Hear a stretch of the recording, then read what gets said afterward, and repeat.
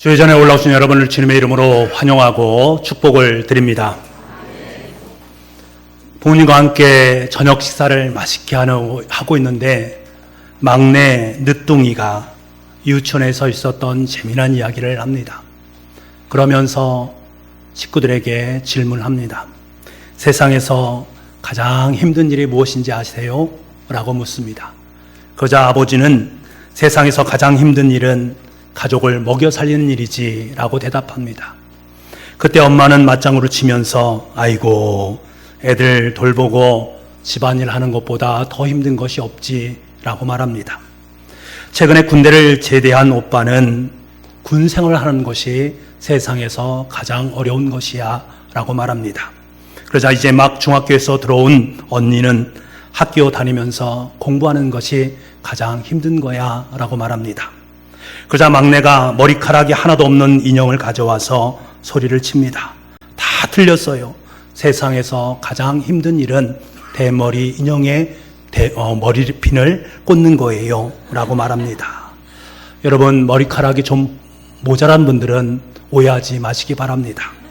여러분에게는 무엇이 가장 힘이 드십니까? 대부분은 자신이 살아가면서 내일이 가장 힘들다라고 말합니다.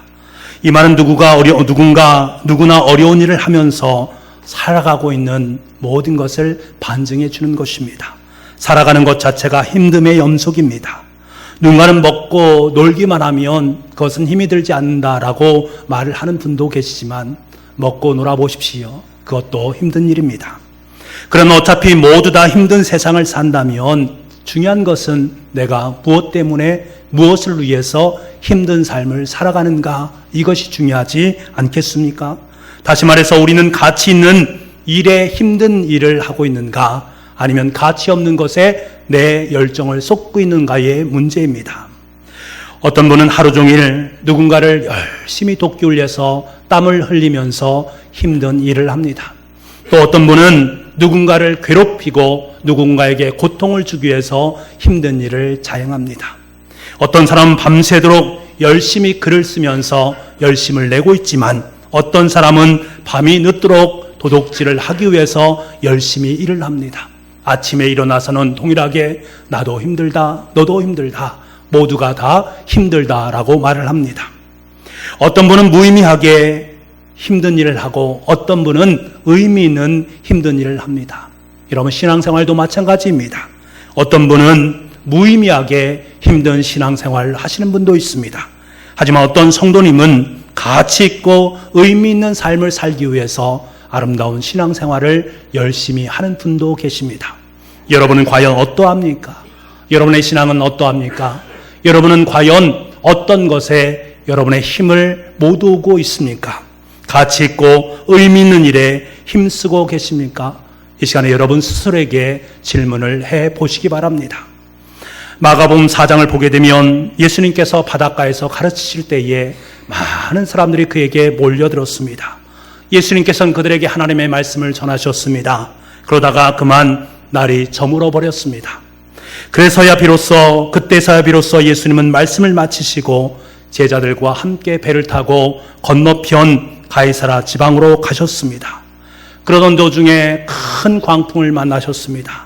이 광풍이 얼마나 사나운지 바다에 익숙해 있었던 제자들도 이제 죽겠구나라는 생각을 하게 됩니다. 그런데 이런 상황과는 전혀 상관없이 예수님께서는 너무나 피곤하셔서 고물을 베고 주무십니다. 여러분, 이 피곤함이 느껴지십니까? 얼마나 피곤하셨으면 풍랑 속에서 이렇게 고온히 주무시고 계실까? 누구 때문에 그러한 것입니까? 바로 저와 여러분 때문입니다. 여러분, 우리는 주님의 마지막 당하신 고난의 무감한을 생각하다가 정작 일상 속에서 주님께서 얼마나 바쁘시고 얼마나 고단한 인생을 사셨는지 이것에 대해서 생각해 볼 겨를이 없습니다. 오늘도 하루 종일 많은 무리에게 말씀을 전하시고는 피곤한 몸을 이끄시고 무엇이 그리 급하셨는지 잠시 쉬지도 않으시고 곧바로 배를 재촉해서 배를 타시고 건너편 가이사라 지방으로 가셨습니다. 얼마나 급하고 중요한 일이 있었기에 그렇게 급히 서둘러서 그곳으로 가신 것일까? 여러분, 큰 광풍을 헤치면서 어렵게 건너편에 간 가이사라 지방에 가서 만난 사람은 한 사람이었습니다. 예수님은 그 한 사람 때문에 그렇게 고난의 길을 걸어가셨던 것입니다. 우리가 성경을 읽다 보면 예수님께서 한 사람에 대한 것을 얼마나 귀하게 여기시는지 우리에게 종종 말씀해 주고 있습니다. 수천 명의 사람 앞에서 하나님의 말씀을 전하시기도 했지만 대단치도 않는 한 사람, 그 한 사람을 찾아오셔서 그에게 말씀하시고 그를 새롭게 변화시키고 그의 은혜, 그의 삶 속에 역사하셨던 것을 우리는 여러 번 만나게 됩니다. 예수님께서는 남들이 다 가기 싫어하는 그 사마리아 지방을 통과하셔야만 했습니다. 왜 그랬습니까? 남편이 5이나 되는 허물 많은 수가상 여인을 구원하시기 위해서 그랬습니다. 주님은 반드시 여리고로 지나셔야만 했습니다. 왜 그랬습니까? 굳이 험준한 산길이 있는 여리고를 왜 그는 지나셔야만 했습니까?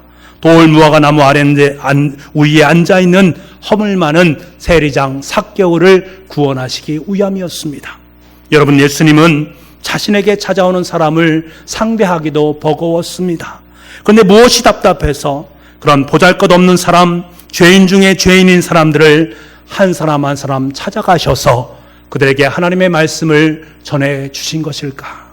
그런데 여러분, 그 보잘것없는 한 사람, 죄인 중에 그 죄인이 바로 내 자신이라면 문제는 전혀 달라지게 되어 있습니다.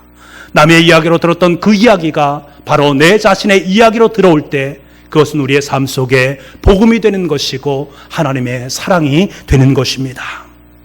제가 서울에서 전임사역자로 섬길 때에 그 교회에서 있었던 일이 지금도 생각이 납니다. 그 교회 부임해서 얼마 되지 않았을 때에 애니아 집을 방문한 적이 있습니다. 그 애니아 집은 중증장애 아동 요양시설로 중증장애인 아동들을 돌보고 그들을 섬기는 꿈터였습니다. 그곳에서 원장님과 함께 여러 이야기를 많이 나누었습니다. 그리고 건축에 대한 이야기도 나누었습니다. 저는 너무나 궁금했습니다. 그래서 원장님께 질문을 했습니다. 수용 인원에 비해서 건축을 하고 또 건축을 하셨는데 건축비가 상당히 많이 든 것으로 알고 있습니다. 왜 그런 것입니까? 라고 질문을 드렸습니다. 제가 생각하기에는 장애인들을 수용하는 시설치고는 건축비가 너무나 많이 들었다라는 생각이 들었기 때문에 그렇습니다. 이 질문에 대해서 원장님께서는 이렇게 설명해 주셨습니다. 우리가 모든 장애인들을 다 돌보지는 못합니다. 하지만 적어도 우리에게 맡겨진 이 아이들은 최고의 환경에서 살아가게 하고 싶습니다. 그래서 모든 시설을 최고로 시설을 구비했고 그 최고의 시설에서 사람들이 함께 살아갈 수 있도록 아이들이 살아갈 수 있도록 만들었습니다. 그래서 돈이 많이 들었습니다. 라고 저에게 말씀을 하셨습니다. 저는 이 말을 들으면서 원장님에 대한 존경의 마음이 들었습니다. 부모님으로부터 버림받은 아이들, 자기 스스로는 불편하다라는 의사조차 표현하지 못하고 있는 이 아이들이지만 그 한 생명을 사랑하고픈 그 마음을 제가 느낄 수 있었기 때문에 그렇습니다.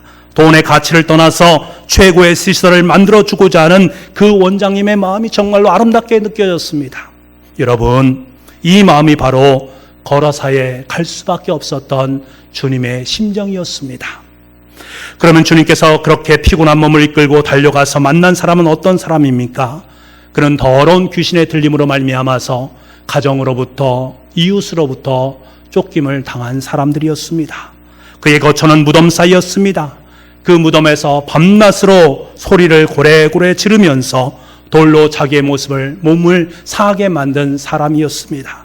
게다가 여러 번 사람들에 의해서 쇠사슬에 매였지만 그 쇠사슬을 끊을 정도로 힘이 아주 세었던, 사람들이 그를 제어할 수 없었던 그런 사람이었습니다.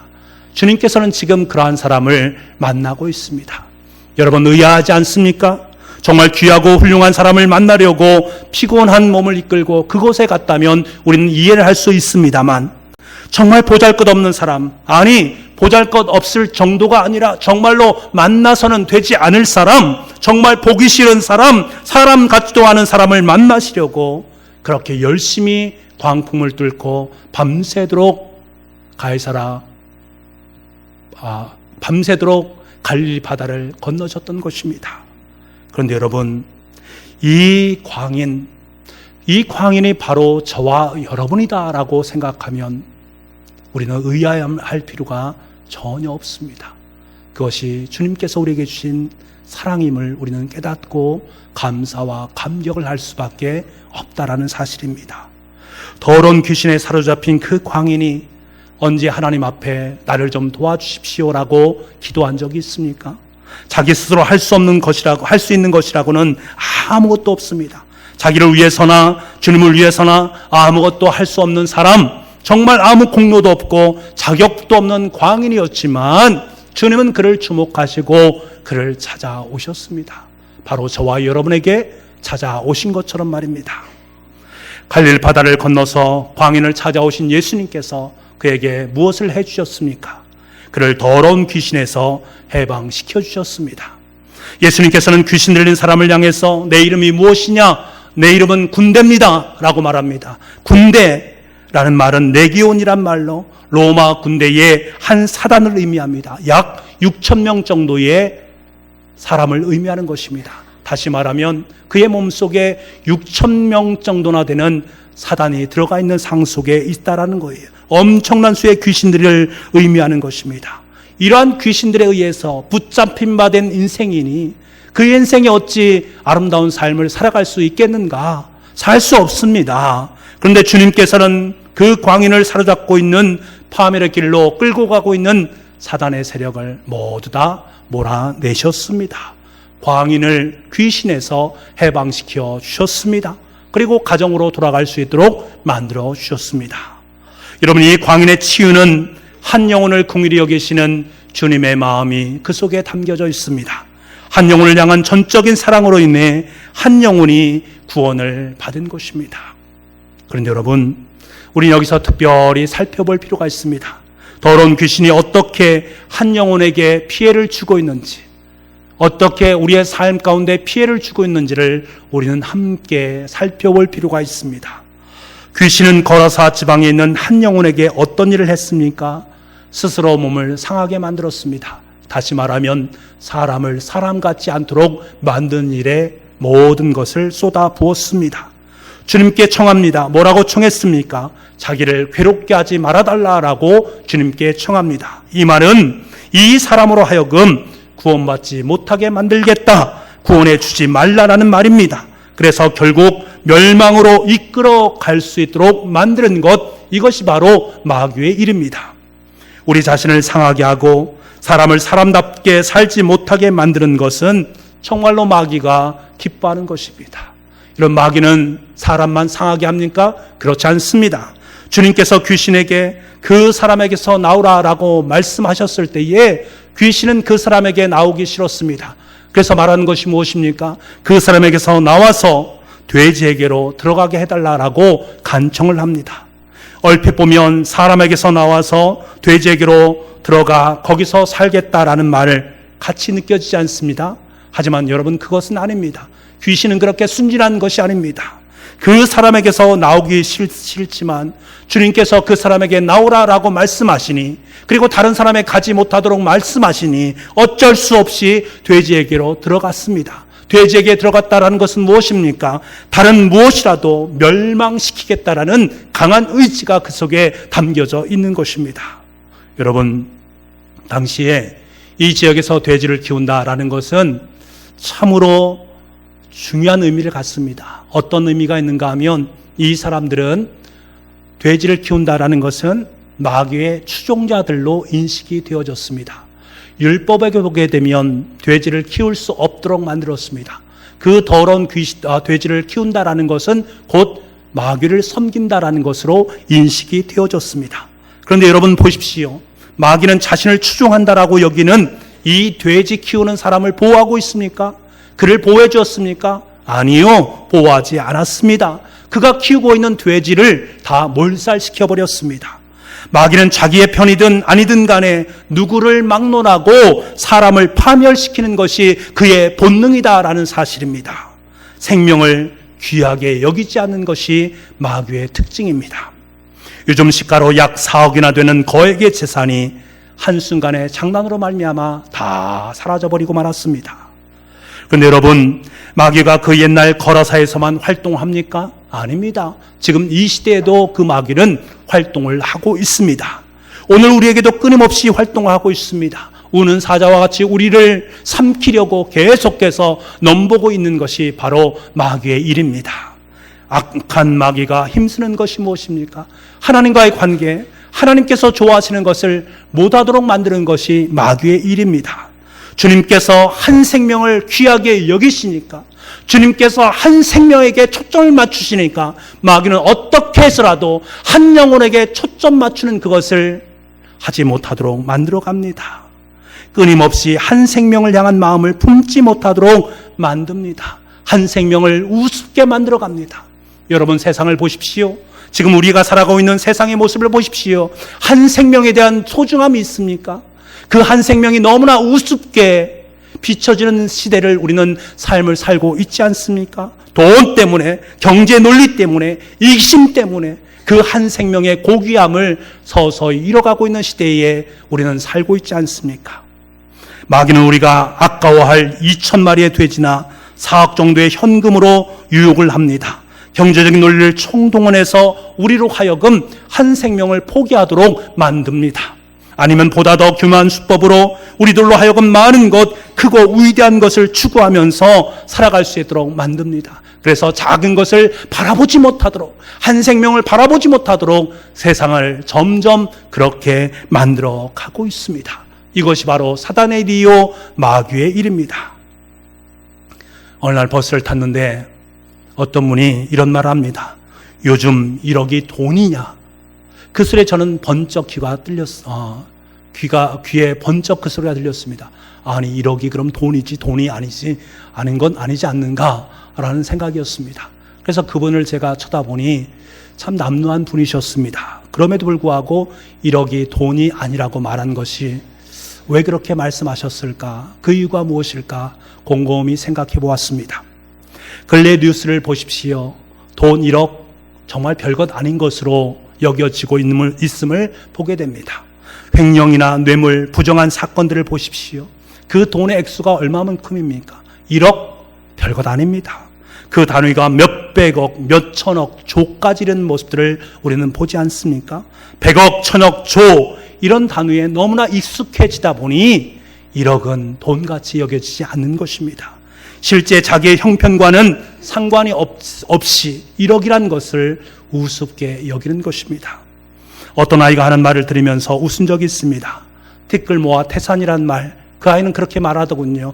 티끌 모아 태산이 될 수 없습니다. 티끌 모아 쓰레기 더미가 됩니다. 라고 말하는 것을 들으면서 웃은 적이 있습니다. 맞습니다. 티끌을 모으면 쓰레기 더미가 됩니다. 하지만 저는 이 말을 들으면서 요즘 우리가 살고 있는 이 시대는 작은 것의 소중함, 작은 것의 아름다움을 서서히 잃어가고 있구나.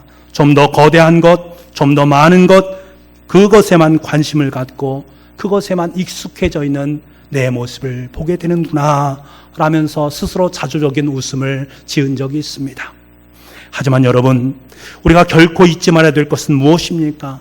세상의 모든 것은 아무리 크고 아무리 많다 할지라도 처음의 시작은 하나로부터 시작한다라는 사실입니다. 보잘것없어 보이는 제일 작은 수인 1이 이 하나들이 모여서 억도 되고 조도 되는 것입니다.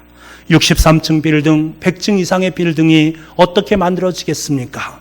궁극적으로는 한 장 한 장의 벽돌들이 모임입니다. 한 알 한 알의 자갈들이 모여서 거대한 건축물이 형성되어지는 것 아니겠습니까? 그렇기 때문에 이 세상의 가장 기본이 되고 중요한 것은 크고 작음의 문제들이 아니라 단 하나로부터 시작되어진다. 이 하나가 너무나도 소중하고 귀중한 것입니다. 여러분, 이것은 진리입니다.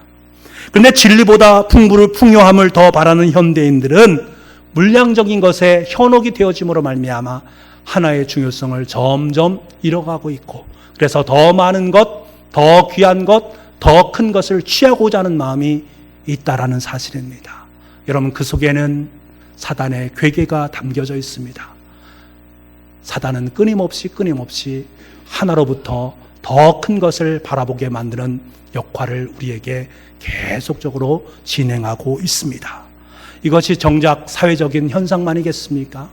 우리 기독교인들도 우리 교회 속에서도 이러한 부분들이 없지 않다라는 사실입니다. 교회 공동체 속에 특별히 우리 사랑하는 청주 북북교회에 이러한 마음이 없습니까? 여러분의 마음속에 이러한 심정이 혹시 있습니까? 다시 한번 내 자신에게 질문을 해보시기 바랍니다. 하지만 여러분, 우리 주님께서는 결코 그렇지 않으십니다. 우주에 충만하도록 크고 광대하신 하나님이시지만, 크고 위대하신 주님이시지만 지극히 작은 우리들 하나하나를 너무나도 소중하게 여기시는 분이 바로 우리 아버지 하나님이십니다. 이 사실 앞에 우리가 서게 되면 얼마나 감사한지 모릅니다. 얼마나 위로가 되는지 모릅니다. 사랑하는 성도 여러분, 세상이 어떻게 변하든지 하나님은 변함없으신 줄 믿습니다. 아무리 인구가 많아지고 세상이 바쁘고 복잡해지더라도 한 영혼을 향한 주님의 사랑은 변함없이 지금 이 자리에서도 저와 여러분을 향하고 있다는 그 사실을 분명히 기억할 수 있기를 원합니다. 하나를 무시하는 것, 작은 소자 하나를 놓치는 것은 바로 마귀의 괴계요, 마귀의 계획이다라는 사실, 결코 하나님께서는 이것을 기뻐하지 않는다라는 이 사실을 꼭 기억할 수 있기를 원합니다. 주님께서 우리에게 뭐라고 말씀하십니까? 마태복음 10장 42절 말씀에 이렇게 말씀하십니다. 또 누구든지 제자 이름으로 이 작은 자 중에 하나에게 냉수 한 그릇이라도 주는 자는 내가 진실로 너에게 이르노니 그 사람이 결단코 상을 잃지 아니하니라. 소자 하나, 냉수 한 그릇, 정말 보잘것없고 아무것도 없는 것처럼 여겨지지만 하나님은 그것에 주목하고 있다는 것입니다. 하나님은 그것을 바라보고 있다는 사실입니다. 그것을 귀중하고 소중하게 여기신다라는 사실입니다. 주님께서 한 어린아이를 불러놓고 제자들 앞에서 말씀하지 않습니까? 삼가 이 작은 자 중에 하나도 없인 여기지 말아라. 어디뿐입니까? 마태복음 25장 말씀에 보니까 지극히 작은 자 중 하나에게 한 것이 곧 내게 한 것이요 그대에게 하지 않은 것이 곧 내게 하지 않은 것이다 라고 말씀하고 있습니다. 그러므로 여러분, 우리가 분명히 알고 믿고 힘써야 할 것은 한 생명에 대한 주님의 사랑입니다. 한 생명에 대한 주님의 사랑이 있었기에 저와 여러분이 구원을 받았고 저와 여러분이 이곳에서 하나님을 찬송하고 하나님을 예배할 수 있는 것입니다. 주님께서 우리에게 언제 너는 세상 모든 사람들을 다 책임지라 라고 말씀하신 적이 있습니까? 여러분, 보여지는 모든 사람 네가 책임져야 된다라고 말씀하신 적이 있습니까? 그렇게 말씀하지 않습니다. 지금 우리 앞에 있는 한 생명을 사랑하는 성도가 되라라고 말씀하고 있습니다. 길거리에서 우리가 무심코 지나가는 그 수없이 많은 사람들, 조금만 자세히 들여다보십시오. 누군가에게는 너무나 소중한 사람들입니다.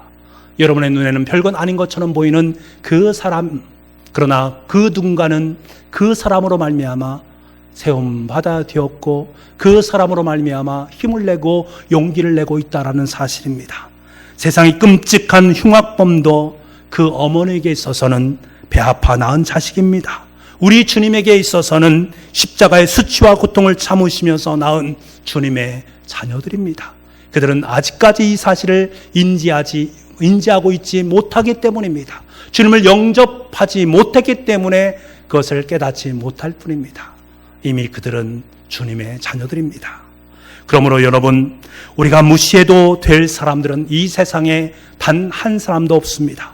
우린 때때로 세상 사람들을 걱정하느라, 세상의 부조리를 걱정하느라, 세상이란 넓은 바다를 생각하느라 정작 자신 앞에 있는 그 한 사람을 놓치는 경우들이 많이 있습니다. 하나님께 이 모습을 바라보시면서 많이 슬퍼하시는 거예요. 그렇다면 여러분, 우리가 한 생명을 진정으로 사랑한다면 어떻게 해야 되는가? 성경은 우리에게 말씀하십니다. 한 생명을 향한 사랑의 출발은 자기 자신을 사랑하는 것에서부터 시작된다라고 말씀합니다. 자기 자신을 사랑하고 존중하지 않는 사람은 결단코 다른 사람을 사랑하고 존중할 수 없습니다. 자기 자신을 사랑하지 않고는, 자기 자신을 정말로 귀하게 여기지 않고는 상대방이 그렇게 여겨지지 않는 것입니다. 혹시라도 상대방이 귀하게 여겨지지 않는다면 그것은 곧 자기 자신을 귀하게 여기지 않는 것임을 여러분은 알아야 됩니다. 스바냐서 3장 17절 말씀에 하나님께서는 스바냐 선지자를 통해서 우리에게 무엇이라고 말씀하십니까? 우리 이 말씀을 함께 묵상하기를 원합니다. 스바냐서 3장 17절 말씀입니다. 함께 읽겠습니다. 너희 하나님 여호와가 너희 가운데에 계시니 그는 구원을 베푸실 전능자이시라. 그가 너로 말미암아 기쁨을 이기지 못하시며 너를 잠잠히 사랑하시며 너로 말미암아 즐거이 부르며 기뻐하시리라 하리라. 여러분, 천지 만물을 지으신 전능하신 우리 아버지 하나님께서, 지혜와 능력이 무한하신 우리 주님께서 우리 한 사람 한 사람을 기뻐하신다라고 말씀하십니다. 잠잠히 사랑하시고 우리 눈으로 인해 즐거이 노래를 부르신다라고 말씀하고 있습니다. 그만큼 저와 여러분은 하나님에게 너무나도 귀하고 너무나도 소중한 존재다라는 사실입니다. 이런 귀중한 존재이기에 주님께서는 자기 자신을 십자가에 내어주셨고 대신 우리에게 자기의 생명을 주신 것입니다. 그래서 우리는 주님의 생명을 얻었고 그 주님의 심장으로 오늘 또 하루하루 열심히 뛰어서 하나님 나라를 위해서 귀하게 쓰임받는 것입니다. 이 사실을 우리가 확신한다면, 주님께서 나를 그토록 소중하게 여기시고 귀하게 여기시는 것을 확인한다면 내 자신을 사랑하지 않을 수 있겠습니까? 여러분 자신을 사랑하시기 바랍니다. 주님의 생명을 내어놓으신 그 결과물로 얻어진 생명이 저와 여러분의 생명인 줄 믿습니다. 그 생명을 품고 살아가는 저와 여러분은 귀중하고 복된 분들이십니다. 우리 이 시간에 옆에 있는 분에게 고백하기를 원합니다. 당신은 정말로 귀중한 분이십니다. 당신은 정말로 소중한 분이십니다. 제가 평상시에는 코를 잘 골지 않습니다. 힘들 때 때때로 코를 곱니다. 명절 때 집에 내려갔는데 아마 피곤했던 것 같습니다. 그래서 제가 코를 열심히 골았던 것 같습니다. 저는 전혀 기억이 나지 않습니다. 동생이 말합니다. 형님, 밤새도록 그렇게 코를 골면 제가 어떻게 잠을 잡니까? 저에게 핀잔을 줍니다. 그런데요, 옆에 계셨던 어머님께서 뭐라고 하시는지 아십니까? 우리 아들은 어쩌면 그렇게도 코를 잘 고냐. 그 코 소리가 자장가로 들리더라. 이런 말씀을 하시는 거예요. 여러분, 그것이 바로 사랑 아니겠습니까? 똑같은 시끄러운 콧소리, 시끄러운 소리지만 어떤 분에게는 자장가로 들리고 어떤 분에게는 소음으로 들리는 것입니다. 여러분이 가장 사랑하는 것은 무엇입니까? 여러분이 가장 사랑하는 그 누군가가 과연 여러분에게 있으십니까? 우리가 무엇을 사랑한다는 것은 무엇을 말합니까? 그를 위해서 내가 무엇인가 희생할 수 있다는 것을 의미합니다. 사랑이 크다는 것은 무엇을 말합니까? 희생의 크기가 크다라는 것을 의미하는 것입니다. 여러분은 여러분이 가장 사랑하는 그 누군가를 위해서 얼마만큼 사랑하는가라고 스스로에게 질문할 수 있어야 됩니다. 내가 희생한 그만큼, 내가 희생을 감내하는 그만큼 그분을 사랑하는 것입니다. 아니, 내 목숨을 내어놓기까지 예수님께서 십자가에 못 박히셔서 나를 사랑하셨다라는 것은 자신의 목숨보다 우리를 더 사랑하신다라는 것을 의미하는 것입니다. 목숨이라도 줄 수 있는 사랑의 대상이 과연 여러분에게는 있으십니까? 있으신 분은 정말로 행복한 분이십니다. 사랑은 책임이 아닙니다. 책임을 넘어서는 것이 사랑입니다. 부모로서의 책임을 다하는 것은 부모의 도리이지 사랑이 아닙니다. 성도로서 책임을 다하는 것은 율법이지 사랑이 아닙니다. 책임을 넘어서서, 그러니까 내가 하지 않아도 되는 바로 그 일을 하는 것이 바로 사랑인 것입니다. 주님께서는 십자가에 못 박히지 않으셔도 됩니다. 왜? 주님 스스로는, 하지만 저와 여러분을 위해서 몸소 십자가에 못 박혀 돌아가심으로 말미암아 그 희생으로 우리를 사랑하셨고 그 희생으로 우리를 살리신 것입니다. 내가 알지 못하는 사람, 도와주고 사랑해야 할 이유가 도무지 없는 그 사람을 위해서 희생하고 그 사람을 주님의 품으로 인도한 것, 그것이 바로 한 생명을 향한 사랑이다라는 사실입니다. 주님의 십자가의 사랑이 바로 그 사랑입니다. 그 사랑 때문에 저와 여러분은 구원받았습니다. 그 사랑 때문에 저와 여러분은 하나님의 자녀가 되었습니다. 생각만 해도 감격스럽고 은혜롭지 않습니까? 사랑하는 북부가족 여러분, 우리 모두 한 생명을 사랑합시다. 열심히 뜨겁게 사랑합시다. 초대교회 성들이 사랑으로 서로 유무상통하면서 온 세상 사람들에게 칭송을 받았던 것처럼 바로 옆에 있는 우리 장로님을, 바로 옆에 있는 우리 안수 집사님을, 바로 옆에 있는 우리 권사님을, 우리 온 집사님들과 성도님들을 우리 함께 사랑으로 함께 염려하고 함께 기도하고 함께 은혜를 나누도록 합시다.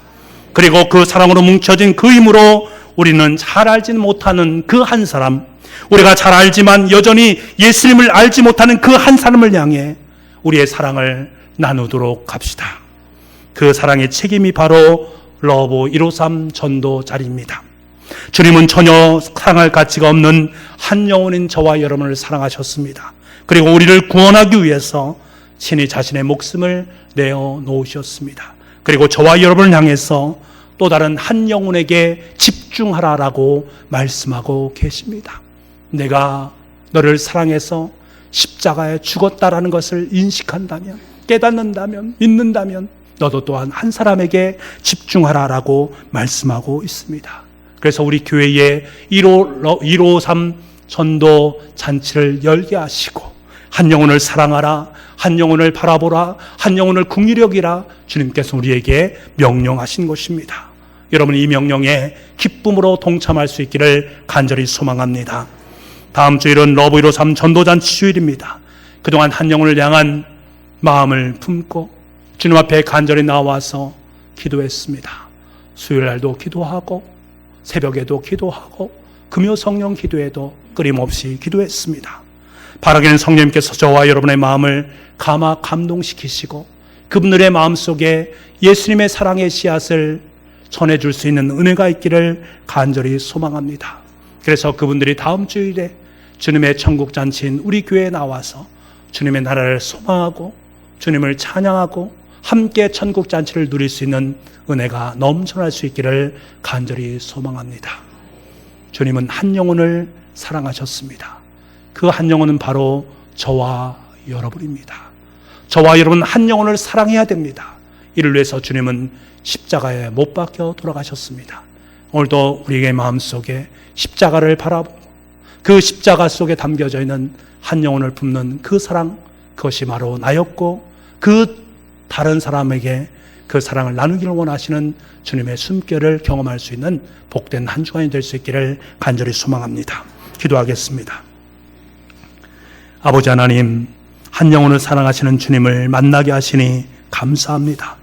우리를 사랑해 주셔서 나를 한 영혼으로 삼아주시고 나를 주님의 편에서 주님의 자녀로 구원받게 하시니 너무나 감사합니다. 이제는 주님께서 한 영혼을 사랑해라, 한 영혼을 바라보라, 한 영혼을 내 마음으로 품으라 라고 말씀하시는 주님의 음성에 기쁨으로 동참하기를 원합니다. 이 세상 속에 한 영혼을 바라보고 그를 주님의 품으로 인도하는데 최선을 다할 수 있는 한 주간이 될 수 있도록 주님 역사하여 주옵소서. 모든 말씀을 예수님의 이름으로 기도하옵나이다.